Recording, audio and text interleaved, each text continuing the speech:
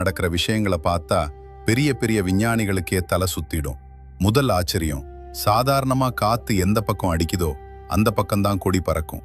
ஆனா 214 அடி உயரத்துல இருக்கிற இந்த கோவில் உச்சி கொடி காத்து அடிக்கிற திசைக்கு அப்படியே எதிர் திசையில பறக்கும்.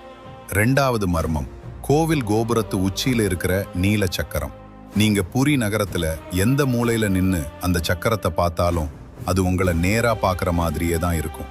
மூணாவது, உச்சி வெயில் மண்டைய பிளந்தாலும் சரி, இந்த பிரம்மாண்டமான கோபுரத்தோட நிழல் தரையில விழவே விழாது. நாலாவது மிகப்பெரிய மர்மம், கோவிலுக்கு வெளியே கடல் அலைகளோட சத்தம் ரொம்ப அதிகமா கேட்கும். ஆனா கோவிலோட சிங்கவாசல் படியை தாண்டி உள்ள நுழைஞ்ச அடுத்த செகண்ட் அந்த கடல் சத்தம் சுத்தமா கேட்காம மயான அமைதியாகிடும். அஞ்சாவது, உலகத்துக்கே சவால் விடுற ஒரு மர்மம், கோவில்ல பிரசாதம் சமைக்க 7 பானைகளை ஒண்ணு மேல ஒண்ணா அடுக்கி சமைப்பாங்க.